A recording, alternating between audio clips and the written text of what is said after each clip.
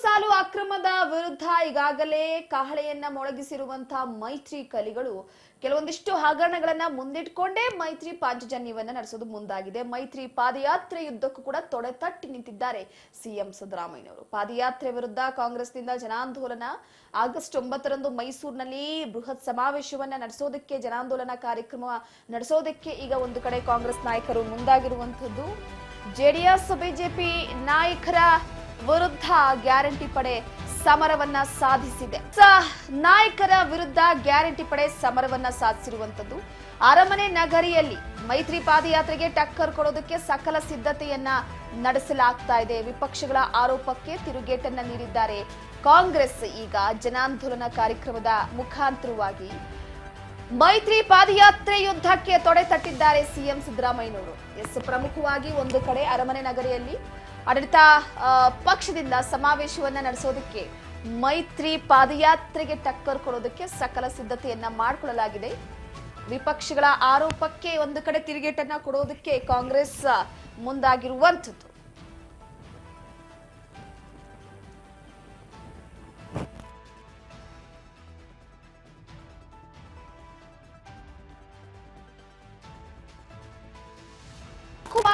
ಈಗಾಗಲೇ ಆಡಳಿತ ಮತ್ತು ವಿಪಕ್ಷಗಳ ನಡುವೆ ಮುಡಾ ಪಾದಯಾತ್ರೆಗೆ ಸೆಡ್ಡು ಹೊಡೆಯೋದಕ್ಕೆ ಅರಮನೆ ನಗರಿಯತ್ತ ಕಾಂಗ್ರೆಸ್ ಕಲಿಗಳೆಲ್ಲರೂ ಕೂಡ ಈಗಾಗಲೇ ಮೈತ್ರಿ ನಾಯಕರಿಗೆ ನಿನ್ನೆ ಕೂಡ ಸಿಎಂ ಸಿದ್ದರಾಮಯ್ಯನವರು ಸ್ಥಳಕ್ಕೆ ಭೇಟಿ ಕೊಟ್ಟಿದ್ರು, ಸ್ಥಳ ಪರಿಶೀಲನೆಯನ್ನ ನಡೆಸಿದ್ರು. ಅದಾದ ನಂತರವಾಗಿ ಅಲ್ಲಿನ ಸ್ಥಿತಿಗತಿಗಳ ಬಗ್ಗೆ, ಎಷ್ಟು ಜನ ಸೇರ್ತಾರೆ, ಹೇಗಿದೆ ಕಾರ್ಯಕ್ರಮದ ಆ ಒಂದು ಬ್ಲೂ ಪ್ರಿಂಟ್ ಅನ್ನುವಂಥದ್ದನ್ನ ಗಮನ ಹರಿಸಿದ್ರು.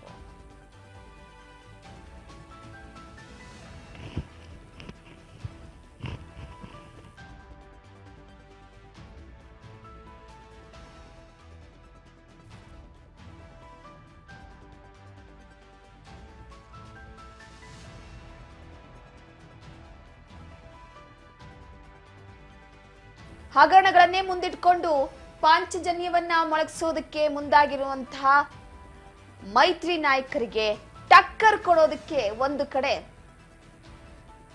ಜನಾಂದೋಲನ ಕಾರ್ಯಕ್ರಮದ ಮುಖಾಂತರವಾಗಿ ಕಾಂಗ್ರೆಸ್ನ ಎಲ್ಲ ನಾಯಕರು ಮುಂದಾಗಿದ್ದಾರೆ.